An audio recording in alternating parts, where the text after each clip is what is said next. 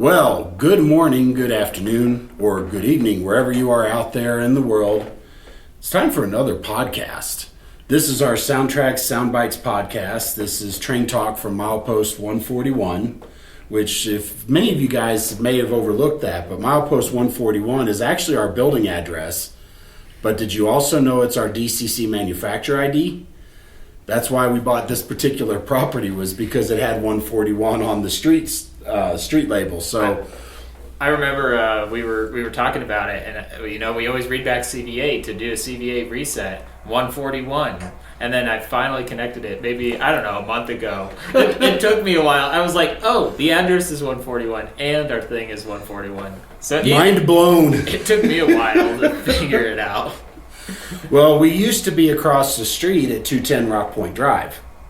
And kind of across the street. It's not really across the street, but you can see it from our front porch. And when this property was labeled 141, we immediately bought the land. And we owned this land when I started with SoundTraxx over 16 years ago. And as time progressed, we outgrew the building we had, because we had been buying new machines and better machines, things like that, trying to improve the manufacturing process. And so at that point, we realized we're going to need more space. And so we started looking at building a new building. And of course, the property would be on 141 Burnett Drive. And so that way we had that 141 continued. So for milepost 141, that's actually accurate. So if any of you guys paid attention, there was one podcast I did a while back before you started joining us here, where I did a layout tour of my home layout as it stood there. I've made a bunch of changes since then, but I did that one from milepost 350 because that was my home street numbers.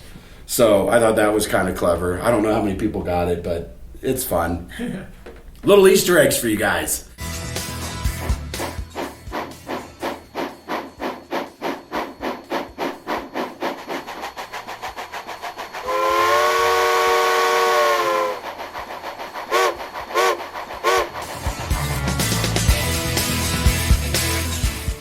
So anyway, for you guys that are new, first off, why haven't you been watching?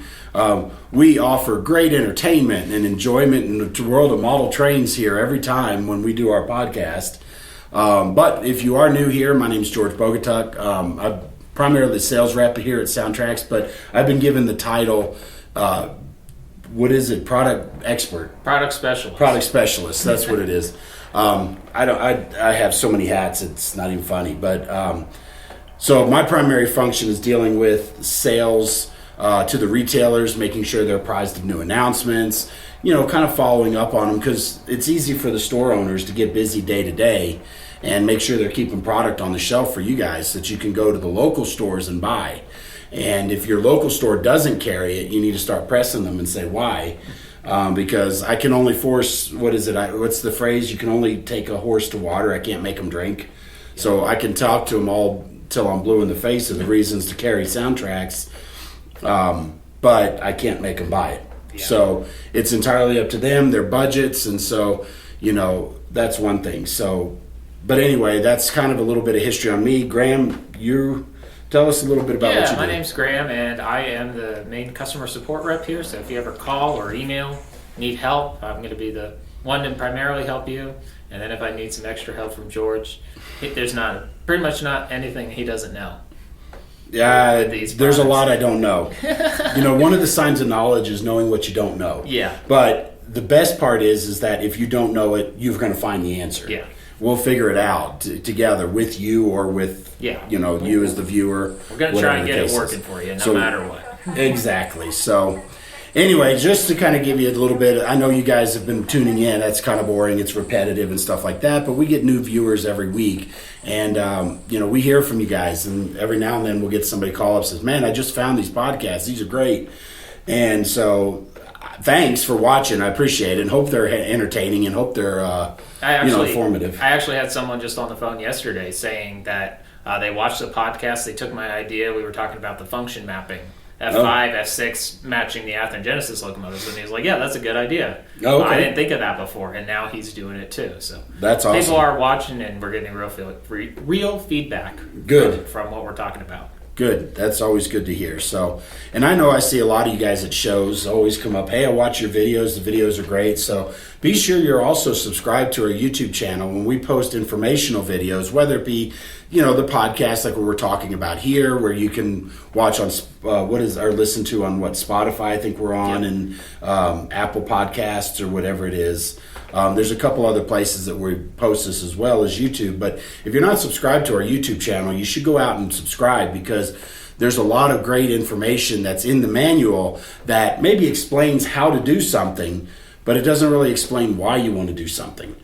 And that's where our informational videos on YouTube will kind of show you why you want to do certain things. And so from that perspective, I think that's been certainly helpful. I know almost every time when people reach out to me asking tech questions, and I'm sure you do this as well, I'll link videos explaining what's going on and how to do it, so that way you guys not only read what we are telling you to do, but now you can take it over and see what's going on. I have a lot of people who say, hey, you sent me the video, I watched it, I had it in front of me, I had my phone, my Blunami, or just the power cab, anything, just programming it. They could pause the video, kind of follow along, and then get everything working exactly how they want it to be.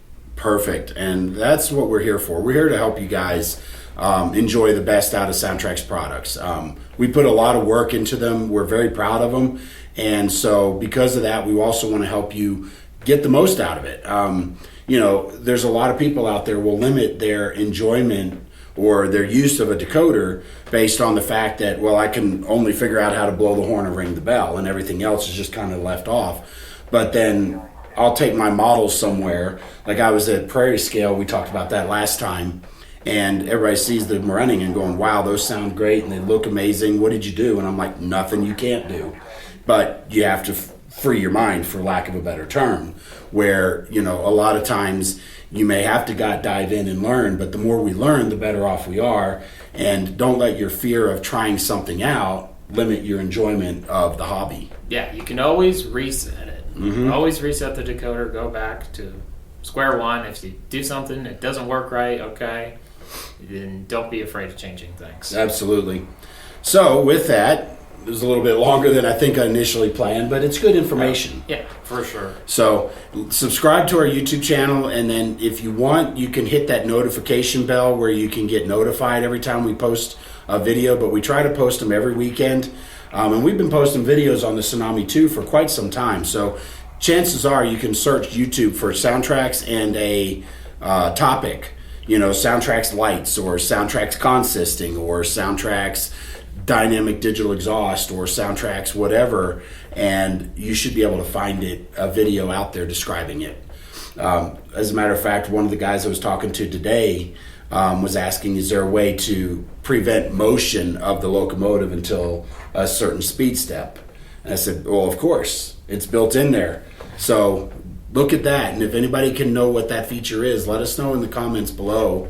Give him a little trivia pop quiz. Yeah, there you go. We'll see how close you guys are and paying attention to the features that we built into it. So anyway, with that, we've been working on projects. I'm actually surprised at how many projects this guy's got in the works at any one time.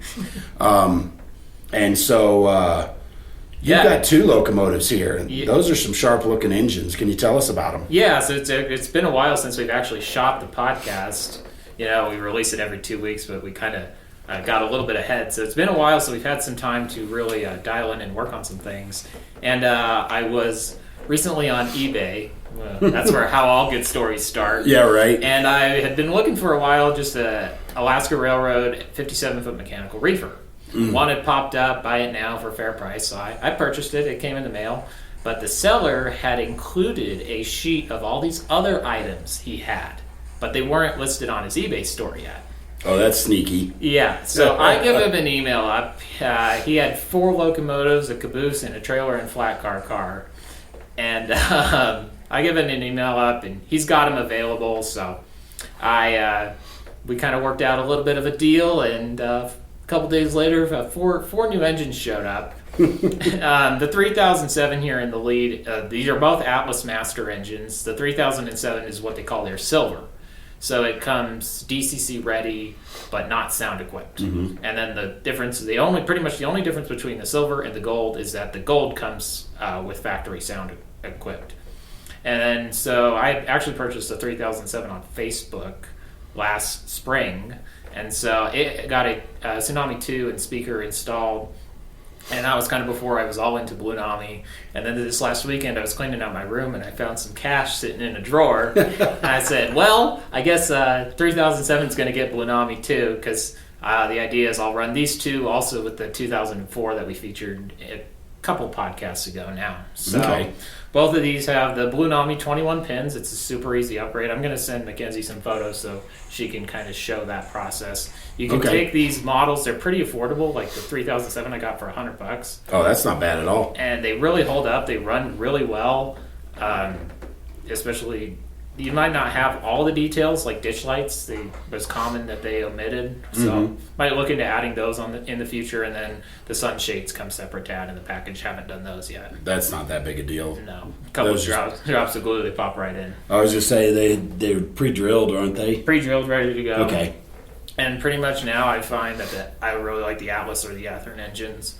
So I took these, put in the 21-pin Blunami decoders, new speakers in both of them to match, and then I also put KD 148 full-size couplers on the end, and that's about all I did to these engines. The other thing I did, which is kind of a spoiler, well, I guess the video will probably go out before the podcast, is cleaning the wheels. This is very important. So the 3008 I just had got from this lot, all the locomotives were brand new, sealed in the box. So, normally they should run great. But even just brand new out of the box, it's cutting in and out on just straight, clean track. And so it's very important to clean the wheels on your model. We showed it turned the paper towel black, even though it was brand new. So it's very important to get a good operation. Yeah, and that video, you should be able to find that on our YouTube channel by the time this video posts and our podcast posts. So if you go to our YouTube channel and look back a few weeks, you should be able to find that video. Because not only did we talk about yours being brand new, but during that video, I also took one of our trade show mules and cleaned the wheels on it, and you could see definitely that it needed some cleaning. And then just before this, you actually took my engine and cleaned it up, and I'll get into mine in a minute, but this has been sitting on the shelf pretty much for years. This was from part of the original Athearn release of the Jeep 15s, but it made that Alaska look clean. So just another thing I wanted to point out, somebody brought up, I am using the Android version of Blunami here, and I do have them consisted. Somebody had called up today and asked, when's consisting coming to Blunami on Android? So we definitely have that. Makes it really easy. And I used the CV copy and paste feature to help set these engines up. I actually had used the 2004 as a baseline, and that's a Jeep 38, so it's got the 645 non-turbo engine sound. So all I knew what I needed to change was just that prime mover sound. So I went in and changed that, and then when I got the decoder for 3007 this week, copy 3008, 3007, and they're pretty much identical. I did a little bit of pitch shift on the prime movers, so they're not going in and out of phase with each other, and I gave them some different air horns to kind of give them a unique profile. So, well, let's get them running. I'll move this guy out of the way for a little bit and let you see these and let you run them.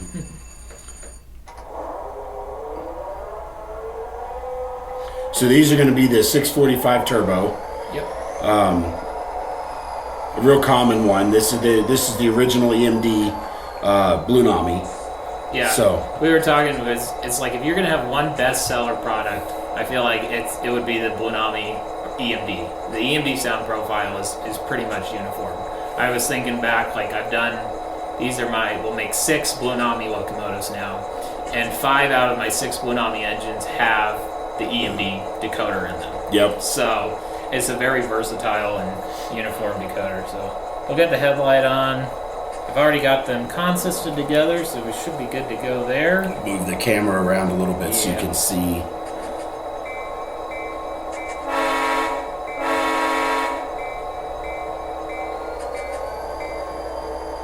We won't leave the bell on.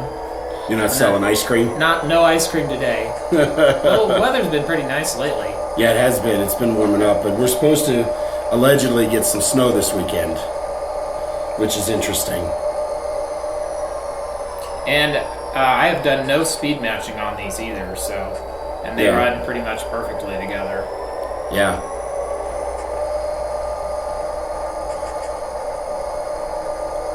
Yep. So this will be a fun pair.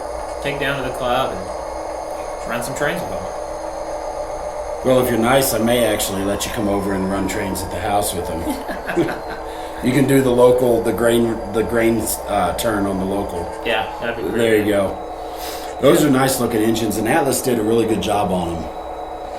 The more I look at some of these older Atlas stuff, I mean, they really do have a really good detail level, and they're quite affordable, quite frankly. Yeah, especially if you're good about bargain hunting for them, mm-hmm. and they really they change them periodically, like where they might go from the 8-pin to the 21-pin. So if you get a relatively modern one, mm-hmm. it's going to be an easy upgrade. Yeah.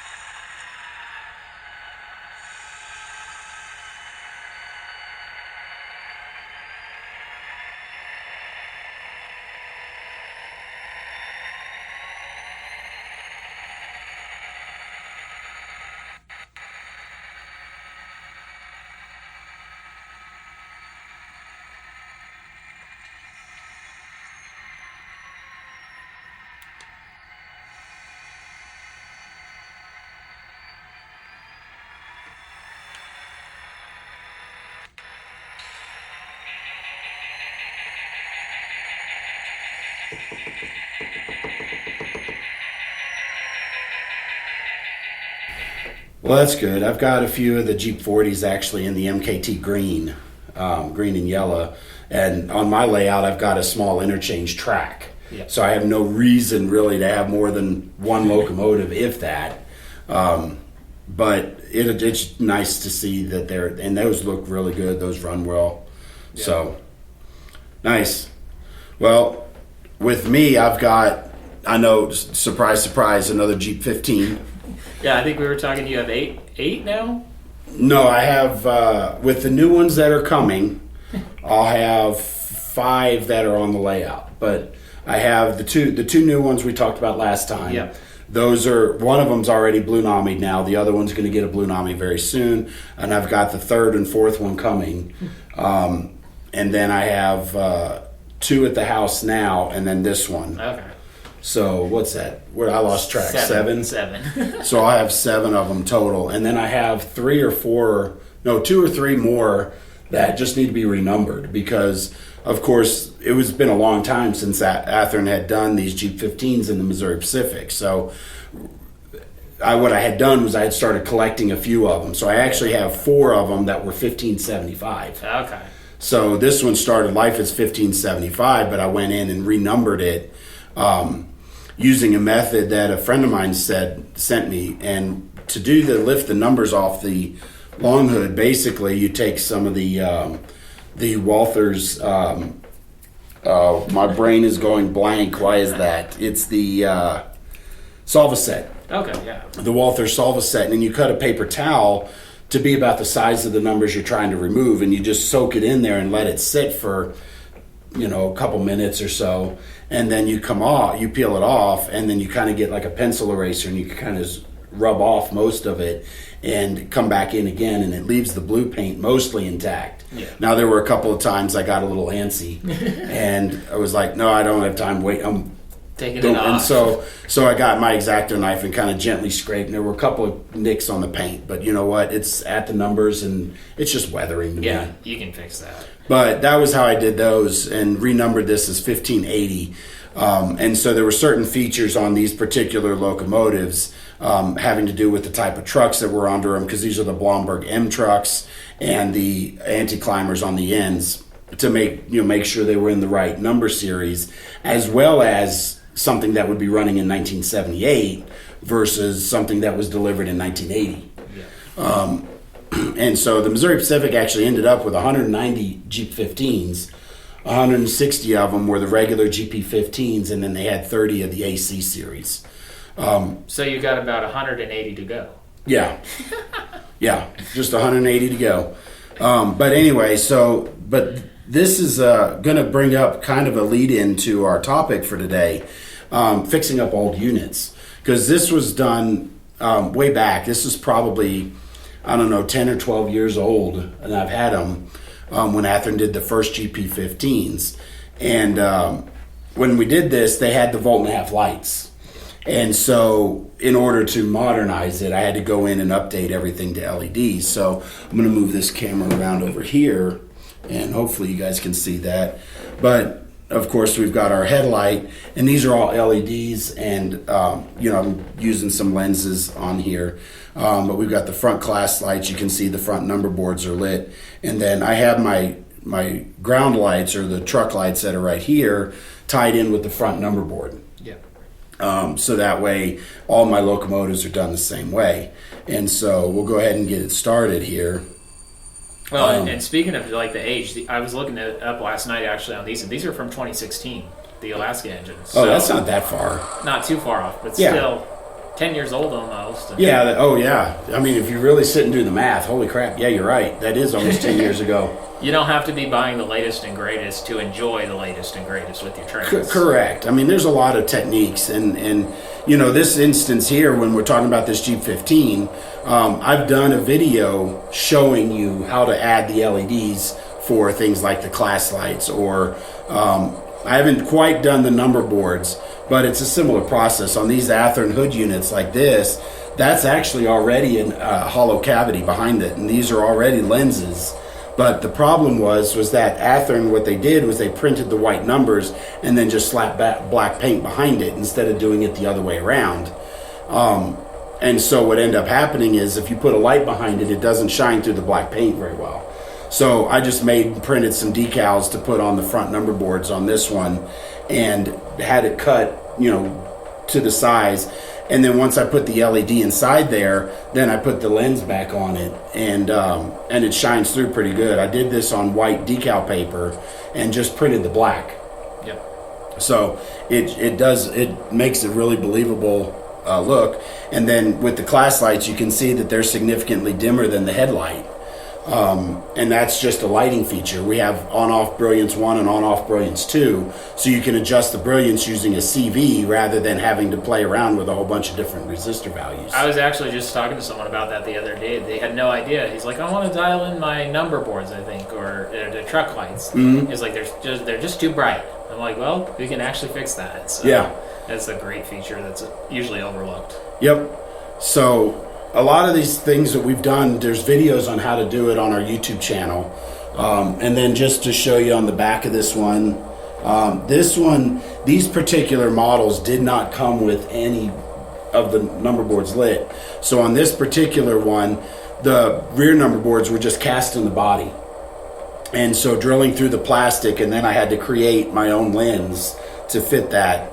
It's a little bit tedious, not impossible. And so once I was done, now you can kind of see, if you're on the video podcast, you can kind of see the look. And I'm kind of happy with the way it looks. It doesn't, you've got the bulb and it's kind of dim on the ends, but you can see the brightness of the number boards.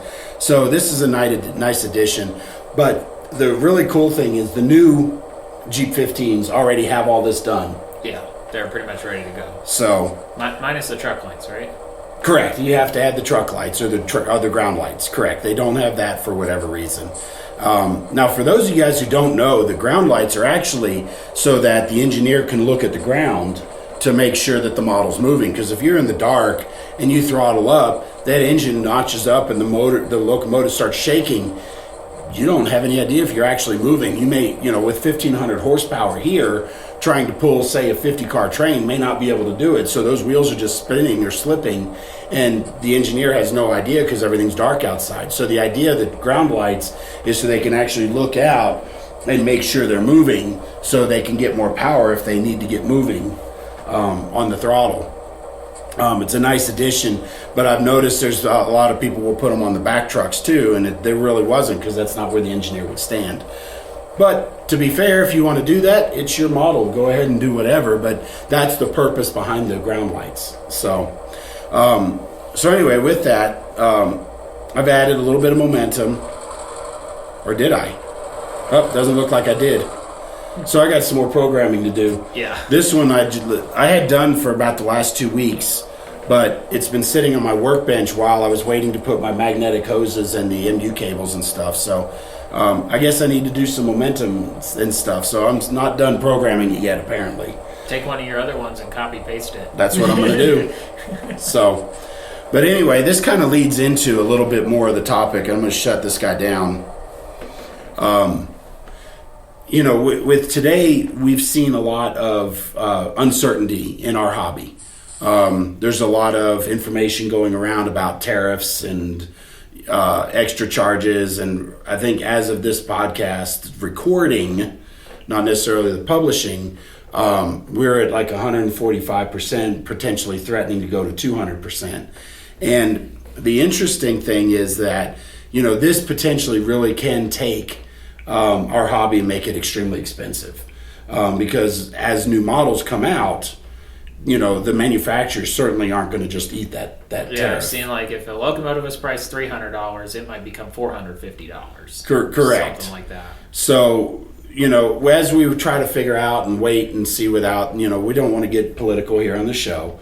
So we're not going to talk about the reasons why, what it's to do, and so forth. But what it does is it gives us an opportunity as hobbyists to now maybe instead of buying 3 or 4 of the new whatevers that are out there, now it's time to maybe go back in time and maybe pull up some models you had sitting around. For example, my Jeep 15s. As I go through and upgrade them, it takes a little bit more work because obviously they're not necessarily today's lighting standards. Yeah. But it doesn't take that much effort to put a little bit of time into them. Plus, it gives you some hobby time. I mean, who doesn't want that, right? Yeah. And it gives you a new toy to play with. Model to play with. At the end of the day, they're toy trains. Yeah, well, they're model trains. So, but at the end of the day, we do have, it gives us something new to play with. Or maybe make something old new. Maybe there was something that, was one of your favorite locomotives, but due to newer technology and better models come out, it ended up being kind of pushed off to the wayside and forgotten about a little bit because the new models were out. And this is an opportunity, and especially with SoundTraxx products, you can go in and upgrade those old ones. I'm not to judge whether, how much you want to spend on your projects, but I mean, honestly, if you want to go in and you have an emotional connection with this Tyco locomotive, if you really want to do it, you certainly can. Our decoders can help you do that, and so that way you can get a new life on an old loco. The biggest thing you just have to remember is that a decoder can make a good running locomotive run great, but it can't take a poor running locomotive and make it run good. Yeah, I think we'll probably be seeing like a resurgence kind of like with swap meets or train shows, different things like that, kind of people starting to bargain hunt, look around and say, oh, look, I found an Atlas Jeep for $100. Mm-hmm. I'll slap a new Blunami in it, get a new speaker, give it some new life, and then kind of rejuvenate without having to buy the expensive brand new model. You'll still end up with something really nice at the end of the day. Yeah, I think that's great. And if you have a question or if you have a model that you maybe have on your workbench that you want to upgrade, give us a call. Either Graham or myself will be happy to help give you some tips and ideas on how to upgrade that model so that way you can get a new life on it and still have that feeling of getting new models, without having to worry about what the new models on the shelf are actually running, new imports, things like that. Yeah, that's like with these. I just go bargain hunting, eBay, Facebook, looking around for different things that have been released but haven't been re-released. And the Alaska Railroad's a kind of harder paint scheme, limited road numbers and things that were produced originally. Yeah. So you kind of hunt them out, and then you say, okay, I'm going to put the new decoder, the new speaker in there, and get them going. It's like having a brand new model, even if it was made 10 years ago. Yeah. And don't forget, with some of these older models, if they don't have all the detail on them, we have our friends, Details West. There's also precision scale that makes a lot of detail parts. I know you can find a lot of those type of stuff. Plus, there's new companies out there that are making a lot of etched metal parts. So, like, say, for example, if you wanted to change the intake grills over here to etched metal, there's companies out there that make it. Plano Products makes some stuff like that. There's KV Model, and then Gotham Marine or Gothic Marine, whatever they are. Yeah, and then I know huge too is a lot of the 3D printing stuff. And 3D printing especially as well. There's a lot of good companies out there that make detail parts. So you, with just a little bit of effort, you can make your older models look great with just some minor detail parts, some small additions, get a SoundTraxx product, put it in there, and you can really make that locomotive shine. And honestly, when it comes to matching paint, I don't really worry about it too much. No. Because, you touch up the blue, like for example, we can go to True Color and get a Jinx blue, and it's pretty dang close, but it's maybe not dead on to what Athearn used, or say, for example, what Atlas used on their U23s. It may not be the perfect shade, but throw a coat of weathering on it, and you will never notice it. I've actually been looking in the real world a lot at different pictures, and you can actually visibly see, like if these two Alaska engines are the same paint scheme, they went through the same paint shop, if somebody mixed the paint different that day, a little slight variation, and common, like on passenger cars, I know people will get hung up on, all my passenger cars got to have the same exact color shade, and in reality, it's not like that at all. Right. Just depending on when they were repainted or different things like that. Correct. So a little bit of weathering, and then here's another tip is that if you go into let's say you go to the swap meets and you pick up some old Tyco cars for $1 a piece, use those to experiment with your weathering. Yeah. Go to YouTube, learn how to do some airbrush weathering, some oil paints, things like that, and then experiment on your trash models. And when you're done, you spend $1. Who cares? Throw it away. Yeah. And you may decide that's the best looking model. Put some new trucks under it and new couplers. Throw it on the layout. You never know what you don't know, and then that helps. Bring up the how many times can I say right? We got to get the counter going. But you can bring life into a new model by just putting a new decoder into it, putting some details on it, and adding some lights. So and that's kind of what we did here. I just changed the number on it, made some new decals, added the different lights, and now I can put that right next to the new Jeep 15s, and you'd never know the difference. No, not at all. So, well, any other thoughts, closing comments? No, just keep working on your trains. Contact us if you got questions. We're here to help you, and we'll get it working. Yeah, and we'll all get through this together. Hopefully all this will get resolved.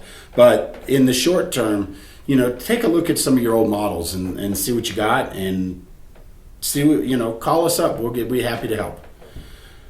With that, that's everything I've got. So we'll close out this episode of the podcast. This is our 21st podcast. And this is officially labeled as Season 2, Episode 8. We looked it up this time. Yeah, I looked it up this time. So I wanted to make sure I didn't speak out of turn or guess shooting in the dark there. But yeah, Train Talk from milepost 141, SoundTraxx Soundbites podcast. So thanks for watching, guys, and we'll see y'all next time.